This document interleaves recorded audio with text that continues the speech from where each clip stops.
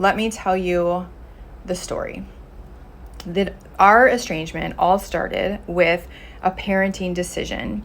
We had a child struggling behaviorally for years, and it just kept ramping up. So reading all the books, talking to the experts, doing all the things that we could possibly do to help our child, and a big thing happened. A big behavioral thing happened, and it was right around the holidays. We made a decision as parents, a very painful one where we would need the support of family. So we made our decision, we reached out to family, and Ryan's family specifically came back with a resounding no. Like, absolutely not. We will not support this. We do not respect this. Like, no. And we were like, oh my gosh. Okay. Ryan was like, well, I don't think they understood. I don't think maybe they don't understand how dire the situation is. Maybe they really don't know what it's like, because obviously kids are different with grandparents. Like, I'm going to try again. So he tried again, explaining everything again and how he's just trying to save our child. Like, that's how, like, my husband was crying in bed. I remember the night that we made this choice, he was just crying. He was like, I'm just trying to save our child. And so he said it again, and boom, just another wall of resistance. Absolutely not. We will not respect this. So then we're like, okay, well, since it involves the holidays, we're just going to take a break. We'll talk to you guys after the holidays, and we'll work this out. And that is when it all collapsed. That is when we did not want an estrangement at all. My husband was just looking for an apology. He just wanted some acknowledgement of, like, you totally disregarded me as the parent. Like, it had been happening for years, but this was the most blatant, and he felt like he was vulnerable in that moment, and it was a lot for him. So he was looking for an apology. But what we wished we would have realized so much sooner is that some people genuinely cannot see it your way. And it's not for a lack of love. It's not because they don't love you. It's not because they're bad. It is because something inside them won't let them. And that truly that's my belief. That is my truth. For us, I believe my in-laws were so focused on all the good, all the love they poured into us as a couple, all the ways they showed up for us as a couple, all the ways they showed up for our children. Like, they were so focused on all that they had blinders on, and they were not able, absolutely could not look over and see the impact their decision had on us, on their son. Like, they couldn't do it. It was it wasn't a choice. And that became very, very clear to me at our final meeting. It was 2 years later, our final meeting before we reconciled. It was 2 weeks before Christmas. And I was looking around the living room and just seeing, like, my in-laws, absolutely broken people, just still devastated, looking at us like monsters. Like, how could you do this to us? Like, how could you, what could we have possibly done for you to do this to us? Like, and then, we're looking at them like, how can you not just take some accountability and say you're sorry? Like, it was as if we were right back to square one.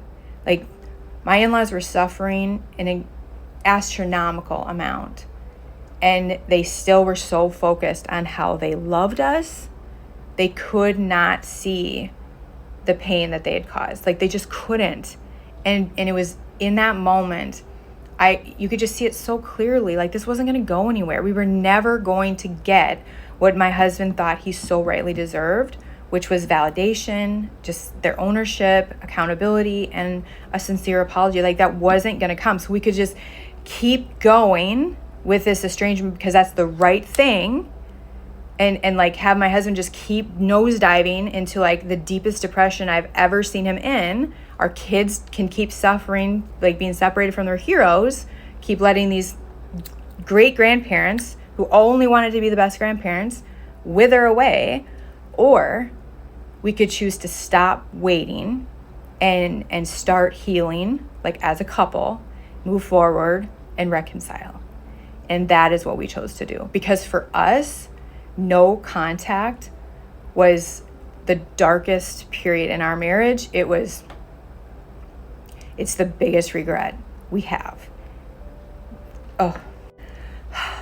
And that's why we do Mind Your Boundaries, because we didn't know what we know now. We didn't know how boundaries work. We didn't know all the things we talk about like together. We just didn't know. And we're just trying to help make estrangement like the last possible option if possible, like unless it's necessary. So what helped us is we mapped out what our boundaries needed to look like. Now that we understood boundaries were 100% in our control, it wasn't about changing his parents, it was about us and what would make us feel good to re-engage. So we set our boundaries, how we were going to mind them, and we re-engaged slowly. We did attend Christmas. That was 2 weeks away. We attended Christmas that year. We had made an agreement. We were going to stay 2 hours because we thought it was going to feel really uncomfortable. It ended up feeling absolutely wonderful to be back.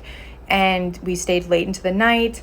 If you're part of a family system that can be mean, say snarky comments, make you feel uncomfortable, that was never our system. But if you are, one thing I suggest is to have a key phrase that you can say in front of anybody that would alert your partner to know, like, we got to get out of here. I'm not comfortable. Like, could you get me a Pepsi?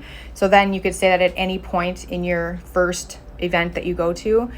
We also just, the kids weren't going to stay overnight right away. They could go out to eat, stuff like that. So our reuniting or reconciling, it was very, very slow. And we just kind of rebuilt it over time. But this was after we'd already set our boundaries as a couple, knowing we could control it. One thing I would think would be really cool, Mara, if you guys do decide to go back to it or back to the system, is to have a debriefing conversation after, every event. Like, how did that feel? What went better than expected? What didn't? Like, what do we have to change going forward? Just to make sure you're working as a team, working as a couple, and feeling good, like, while you're doing it. So I'm almost out of time. I hope that was helpful. I guess I just want to hear from the community. What advice do you have? Have you ever gone through anything like this? Tell me your thoughts.